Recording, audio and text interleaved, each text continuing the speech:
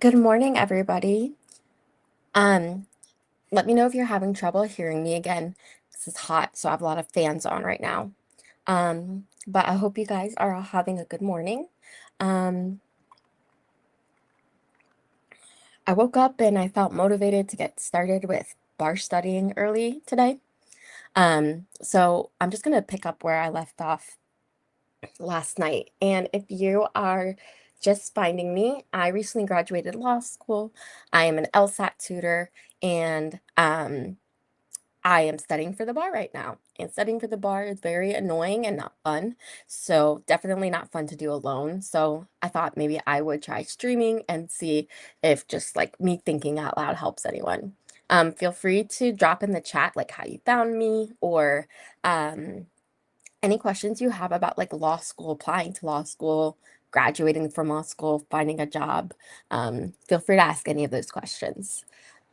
Um, okay, so what I'm doing is I'm like going through and study an outline, which is basically like a study guide, and it's like 100 pages, and it's for the topic I'm doing today is torts. And torts are basically like actions that cause harm. Now, they're not criminal acts necessarily. Well, sorry, they're not criminal acts. They always are in civil court. So, torts are actions that cause harm, and then you could sue for money. So, that's anything from like um, running into your fence, or an assault, or a battery, or defamation. Anything where you could sue somebody for money to make up for damage that they caused you. So, what I was working on last night and what I'll be working on right now is what happens when there's multiple people responsible for a tort. So, multiple um, defendants. Defendants. This is for negligence, which is another tort. Um, okay, so I'm just going to kind of think out loud here. So, as I'm reading my study guide. So, there seems in three approaches to handling when there's multiple people who could be at fault for the thing that happens. So you can do comparative,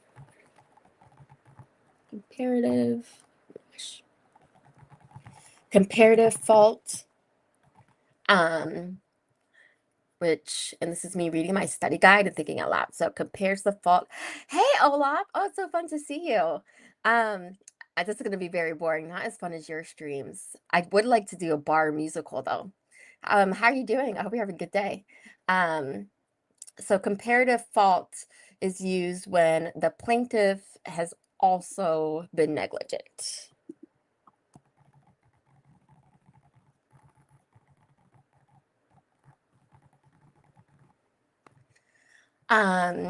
Contribution happens when multiple defendants are, sorry, so multiple causes. Contribution, multiple defendants. Negligent. Several liability compares. So contribution compares the degrees of fault of co-defendants against each other. Oh, and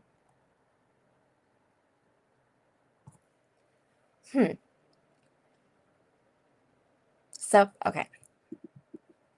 Contribution one, I know what this is. One defendant pays more than their fair share, so they sue another co-defendant for their part. Sure. And then several liability co-defendants are only responsible for what they cause. You can see my typos. Once you'll realize, like in law school, you become very careful when you're turning things in for assignments into court. But when you're doing like your notes, like lawyers' notes are insane, like major typos, so many like abbreviations just because you're trying to get so much info down fast. Okay. And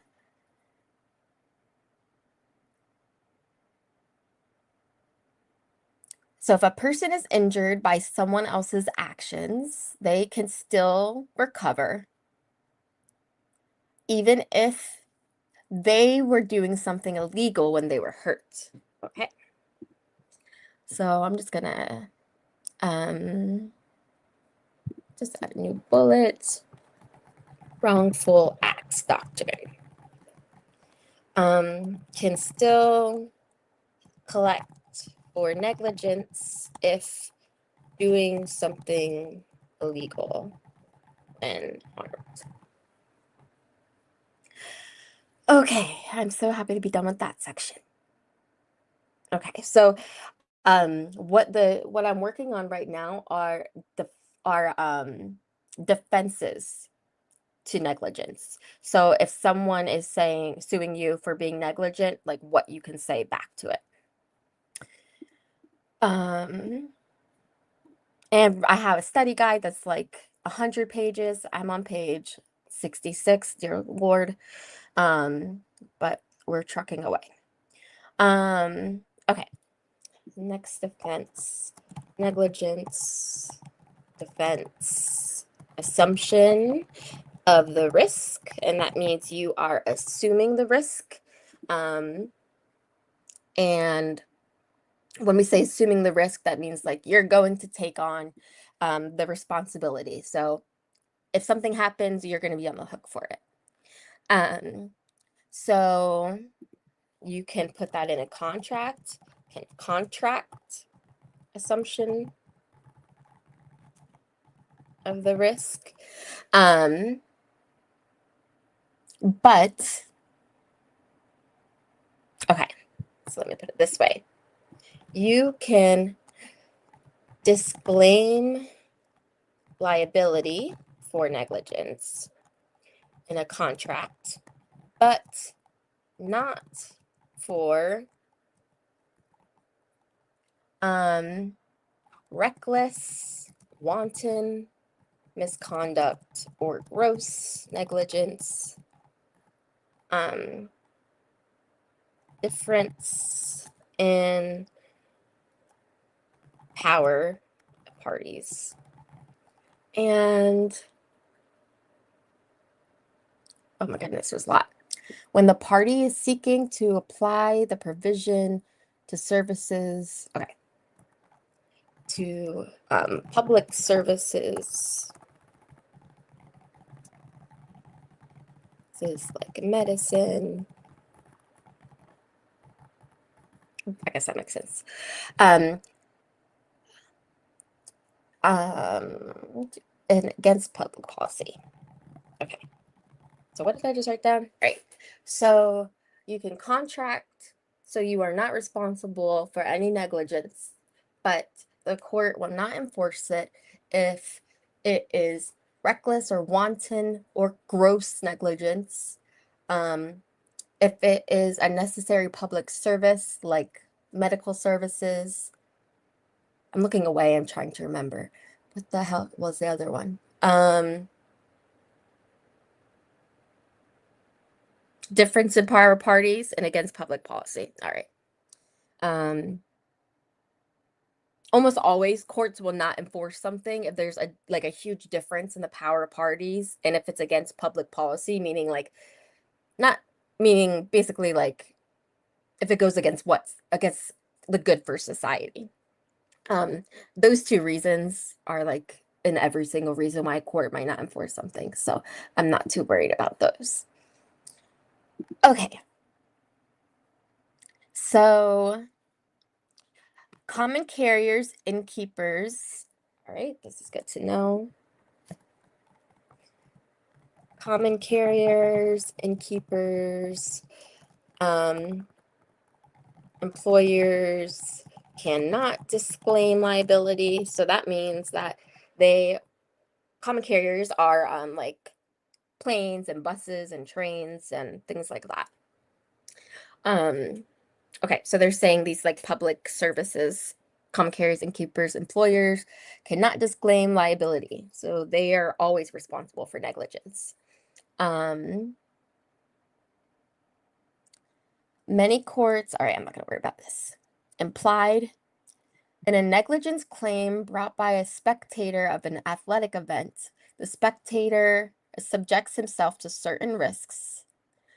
Some courts hold that the other players do not owe a duty of care. Others allow the defendant to defend against the claim. Okay, so basically the paragraph I just read was telling me that if you go to an athletic event, some courts will find that you took on the risk of like getting hit in the face with a baseball. Some courts will find that you didn't take on that risk and that the players need to be careful and make sure you don't get hit by a baseball. But that will just depend on where you're located. So in one state, you might be able to sue for getting hit in the face with a baseball, and in another state, you might not be able to. In many jurisdictions, voluntarily encountering a known specific risk is an affirmative defense to negligence and affects recovery. Okay. So if you voluntarily encounter a known specific risk, and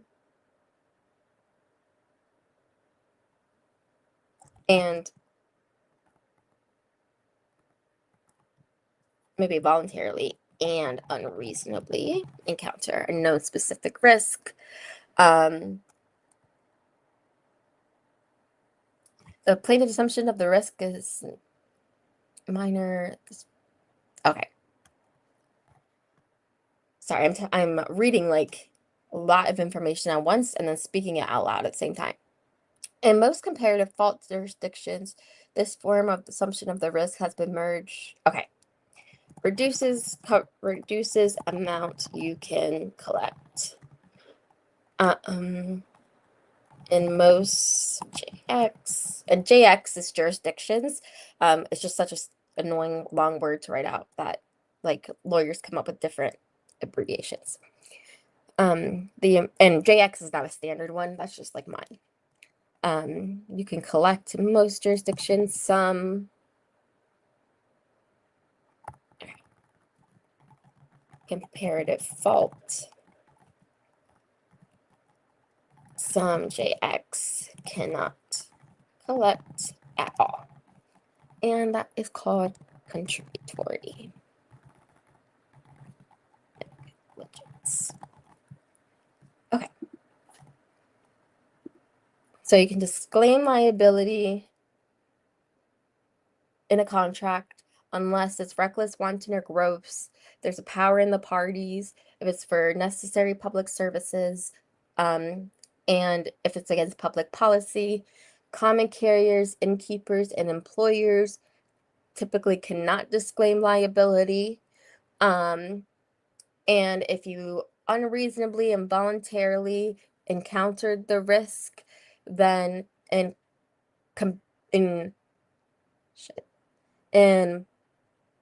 contributory fault jurisdictions, you will get less money, and in comparative fault jurisdictions, it will make it so you cannot collect any money. Did I say that right?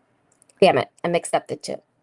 Okay, so comparative fault is, how do I remember that? Reduces, you compare the two.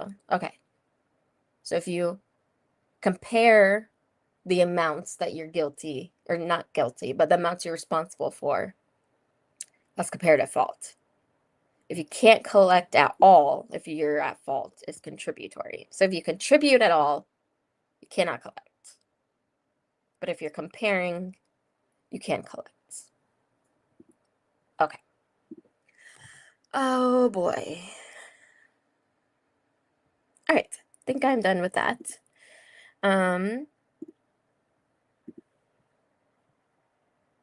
Okay. Now going to strict liability. And strict liability means you're responsible for something, whether you did it or not. I'm sorry, whether you intended to do it or not. And remember, this is all civil court, so nothing is like criminal. This is all like for money or things that cost money, or you can get other things too, but usually money. Okay, so strict liability requires three things: an absolute duty to make sure something is safe, causation, and damages. What the hell? Well, okay. Um, duty,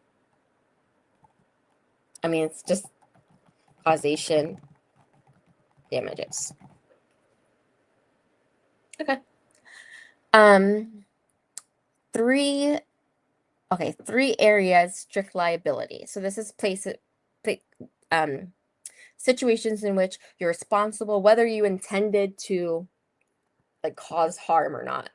So it applies to dangerous activities, applies to animals, that's good, and defective or dangerous products. So if you're doing a dangerous activity, no matter what, you're responsible. If you are going to hurt an animal, whether you meant to or not, you're responsible. And if you've created some type of like defective or dangerous product and sold it, you are also responsible, whether you meant it or not. Okay. Um, a defendant engaged in abnormally dangerous activity may be held strictly liable, regardless of precautions taken. Okay. So what does it have to be? Abnormally dangerous.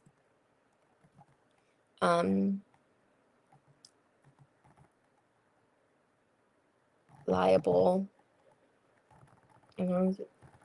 Is abnormally dangerous, then strictly liable. Liable. Yeah, I think I'm just gonna put that because that's just all.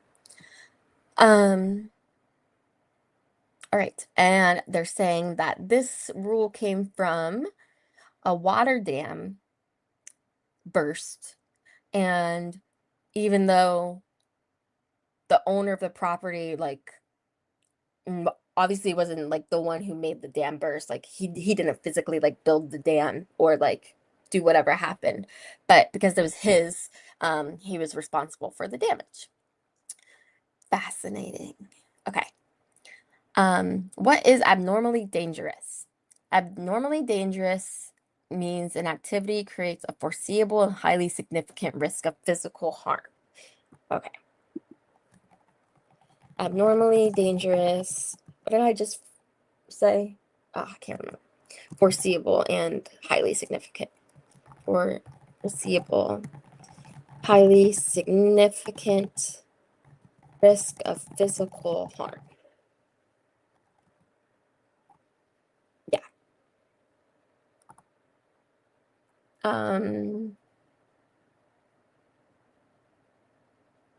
And it's uncommon. So it has to be, so for it to be abnormally dangerous, it has to be an activity that creates a foreseeable and significant risk of physical harm. And it has to be an activity that's not super common. Okay. Courts often consider the gravity of the harm, the inappropriateness of the place, and the limited value. Okay, consider gravity of damage, place it occurred, and the value of the activity to the public. Because if it's like, maybe you're doing something really maybe you're, I don't know, this is like a crazy example, but maybe you were like climbing electric poles to stop like an electric fire. like that's an abnormally dangerous activity to do. But um, for this last, but and you cause a lot of damage, the court might consider this last part, the value of the activity to the public. That might actually be a really high value thing to do. You might be saving like a lot of houses from catching on fire. So they may say, you know what, like the damage you caused, you're not responsible for, because like the value of what you did, even though it was abnormally dangerous, it was still like valuable to the community. So we aren't going to punish you for it. Okay. Apparently some examples are mining, blasting, explosives, toxic chemicals. Okay, jurisdictions are split as to whether fireworks display are abnormally dangerous. I didn't think about fireworks. Some say that fireworks are like blasting, and some say that the value is important. Okay, that didn't really tell me much. So fireworks can go either way. So strict liability exists if the harm results from the risk that made the activity. Okay.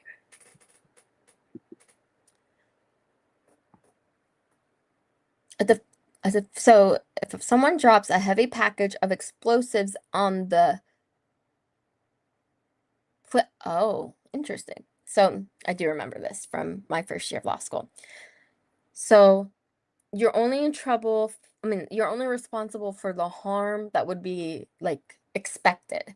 So the example the study guide gave was if you're carrying like a package of fireworks and you drop it on someone's foot, and the fireworks don't go off, but they just like break the foot, you're not going to be strictly liable for the foot damage, because the danger of the fireworks is like them exploding, right? That would be the abnormally dangerous part.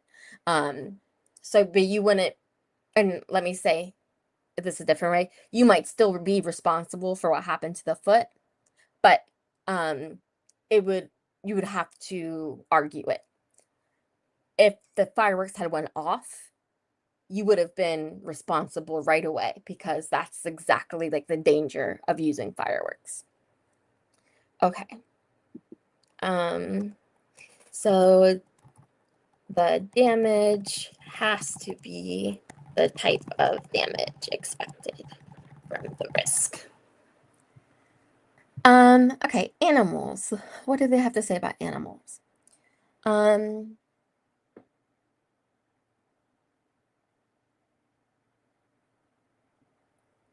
What am I reading? A wild animal. What does a wild animal have to do with anything? Oh, the owner of wild animals. Oh, I don't remember going over this in law school. The owner of a wild animal is strictly liable. And again, strict liable means it's very strict. It's whether you meant it or not, you're liable. And liable just means responsible. So if you own a wild animal that causes harm, you are responsible. Got it. Okay. Owners of wild animals responsible for their harm. Well, for the harm they caused. And, well,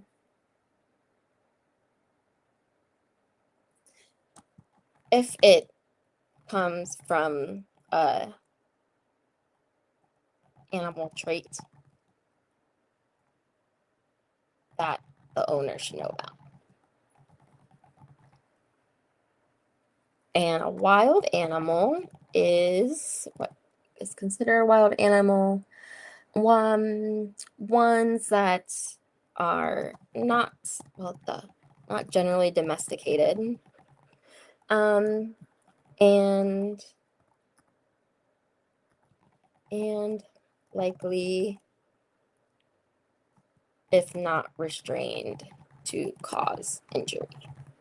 Let me write that likely to cause injury if not restrained.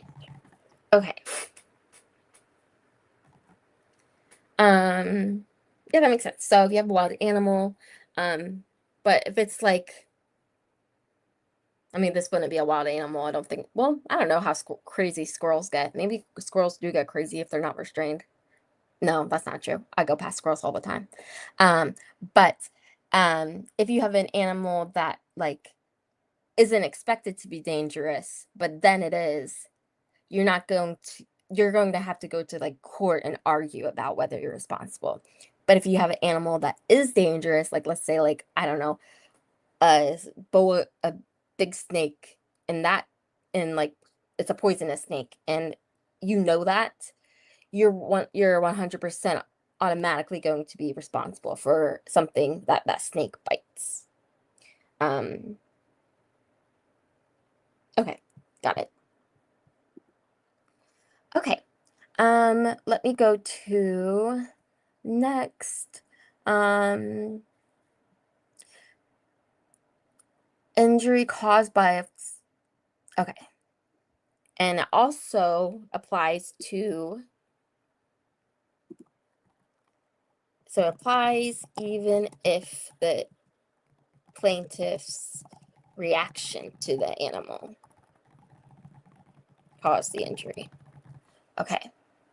So I guess that would totally be me. Like, you know how when they say dogs chase you and don't run from dogs, I always run from, well, I've run from dogs before, and when you're not supposed to, I don't think you are. But anyway, so they're saying that if person's reaction caused the animal to attack them, you're still responsible, no matter what. Okay. All right. So we talked about wild animals. Now, Lord, there's abnormally dangerous animals. Um, how is that different from a wild animal? How is an abnormally dangerous?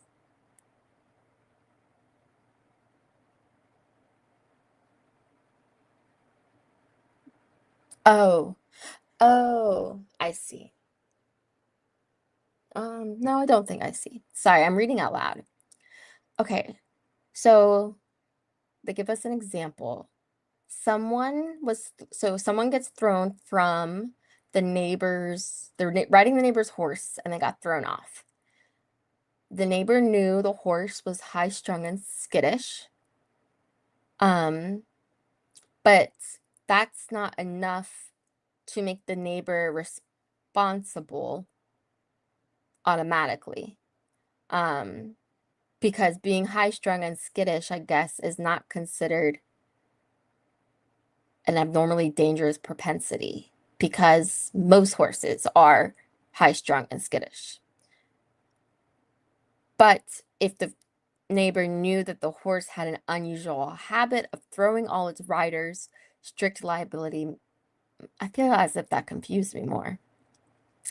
Um, okay, gonna keep going. Dog bites. Many states have enacted dog bite laws that hold owners of dogs or other domestic animals strictly liable. Okay, so sometimes there's dog bite statutes. Some states have dog bite laws, which for strict liability means whether like it was your fault or not that the dog did it, or whether it was the dog's fault or not, or whatever, you're going to be responsible for it. Okay, trespassing animals.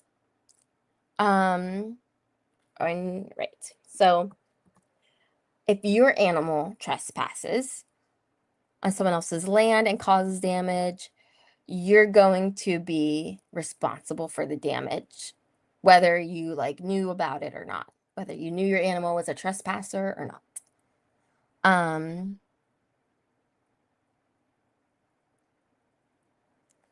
Does not apply. The owner, wild or domestic. Okay. Sorry, I'm reading at the same time, and of course, the law is confusing. All right.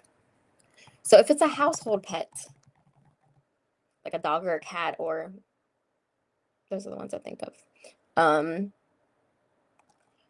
Strictly liable if the owner knows they are trespassing in a way, trespassing and causing damage, basically. Knows or should know.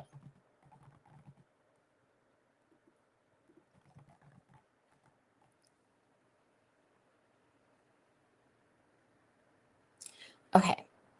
Now, if it's a wild, well,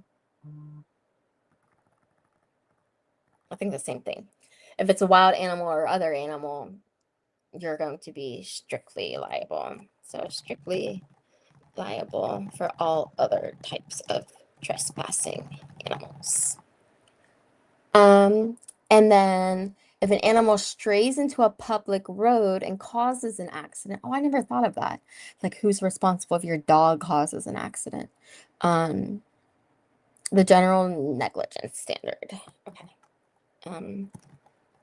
Reasonable, well, yeah, reasonable care. If animal wanders into public road and causes accident. Okay, so basically they're saying for animals, if it's a wild animal and they cause some type of injury or damage that you should have like expected, because that type of animal does that, then you're going to be liable for no matter what. You'll be liable for trespassing wild and domestic animals, unless you did not know, or you shouldn't have known, that the animal was like trespassing or causing damage. Okay. All right, so now we're going to talk about landlords and animals.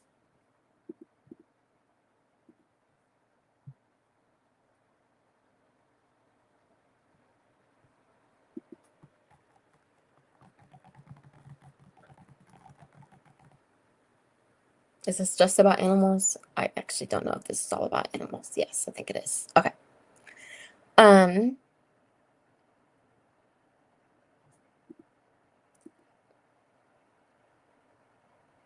In most jurisdictions, landlord is not liable for harms caused by animals owned by his tenants. Well, yeah. Okay, I don't need to write that down. Some jurisdictions impose liability if the landlord is aware of the danger. Okay, yeah.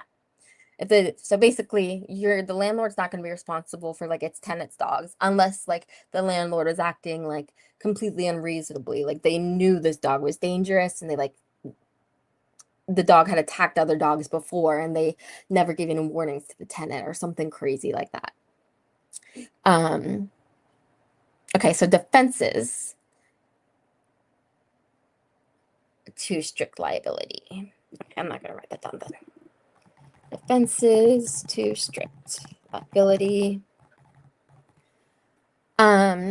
Contributory negligence. Okay, well, it's not. Courts are divided. The plaintiff negligence is not reduced. Okay. Then,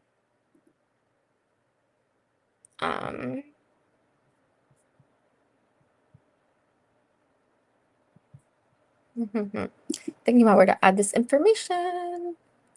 Basically, it's just saying, comparative fault split on whether plaintiff fault is such a fact. Okay.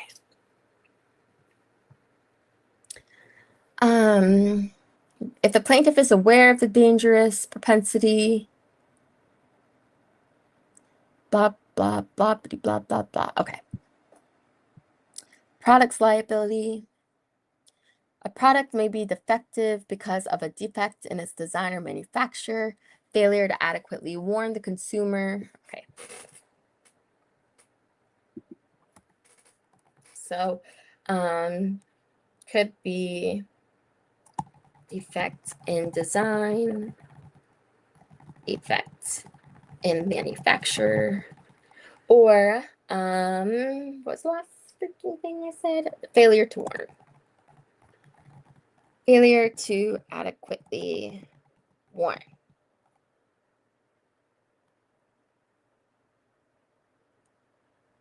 Okay. There's 3. So can sue for negligence, strict products liability, or breach of warranty. Blah, blah, blah, blah, blah.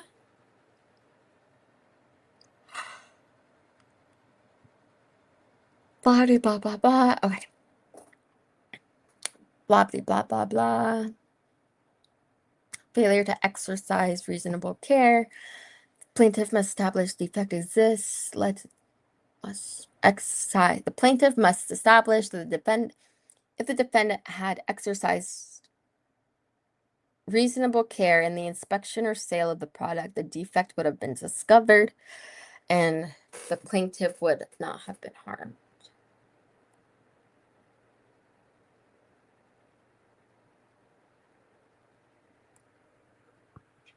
Okay, I'm about to not take many notes on this.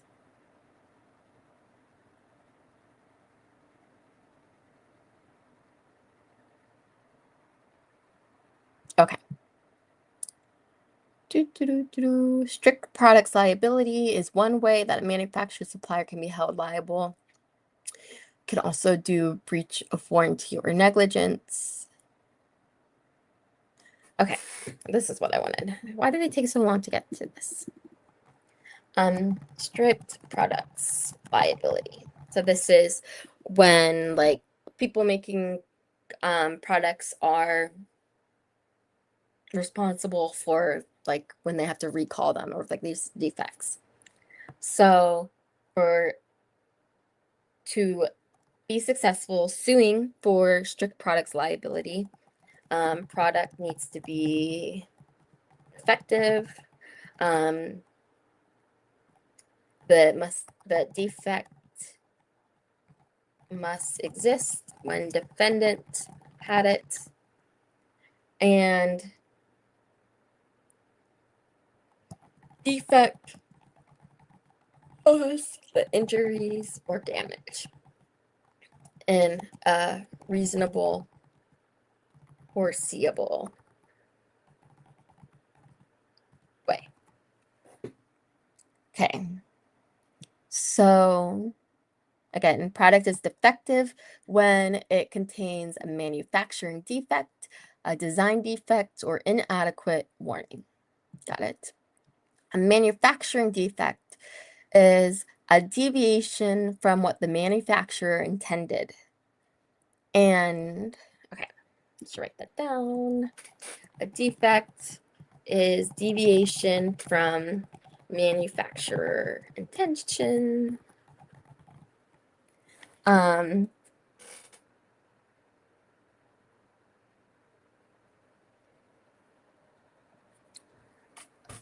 then the test for whether that existed. Oh, okay. Deviation. So you compare to, sorry. So a product has a defect when it deviates from what the manufacturer intended, and you figure out what the manufacturer intended by looking to the product specifications.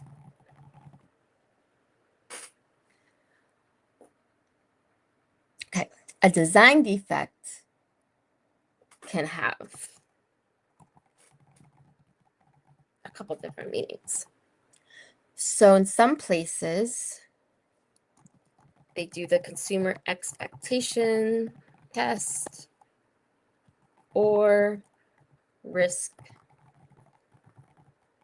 utility test.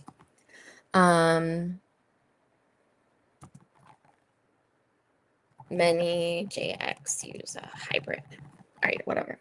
So for the consumer expectation test, does the product include a condition not contemplated by the ordinary customer that is unreasonably dangerous? Okay, so something unexpectedly and unreasonably dangerous about the product.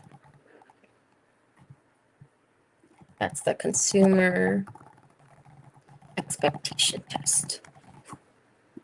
And the risk utility test is, do the risks posed outweigh the benefits?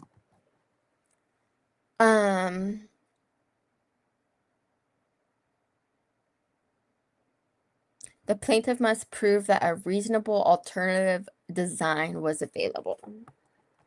Must prove a reasonably alternative design was available. So they have to show like the way this was built hurt me, and there was a way to have built it where it didn't hurt me. Okay. A failure to warn.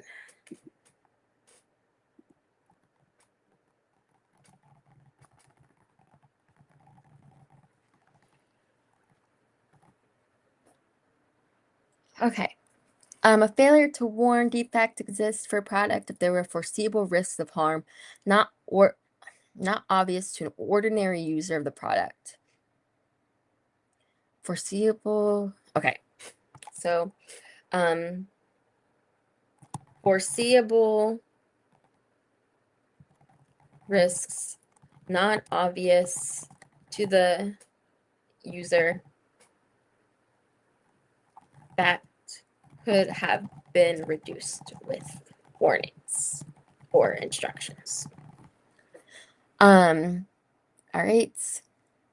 So basically they're saying failure to warn is like a defect, it's the manufacturer's failure to provide warnings. Blah, blah, blah, blah, blah. Okay, so now they're going to talk about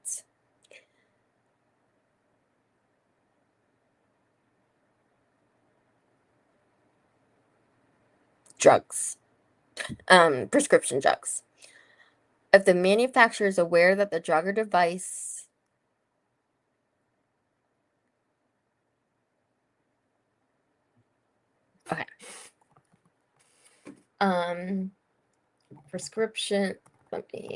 prescriptions, medical devices,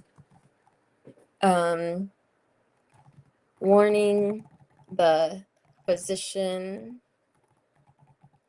pharmacist is enough unless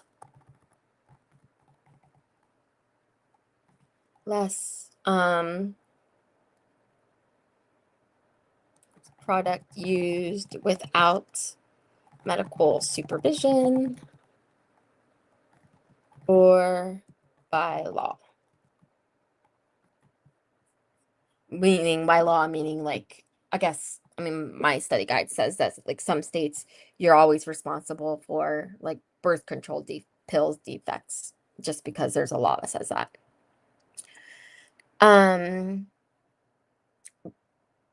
Blah, blah, blah, blah, blah. Plaintiff is entitled to res ipsa loquitur. Okay. And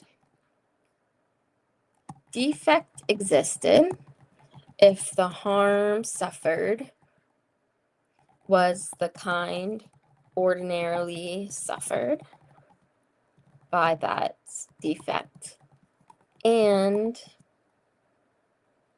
was not the result of a different cause. Okay. To bring it, okay. Anybody foreseeably injured by a defective product can sue. Appropriate plaintiffs include not only purchasers, but also other users and bystanders. Got it. Okay. Oh, let's see how much longer I have for this. Okay, I think I am going to take a little break and then I'll probably hop back on. I mean, probably like a half hour or so. I'll probably be hopping back on throughout the day. Just, I don't know, just to try it out because this kept me focused for a while. But thanks for listening. I hope you learned something. I can't promise everything I said is correct, but it's probably pretty mostly correct, maybe, but it's not legal advice. And I'll see you guys later. Thanks for joining. Bye.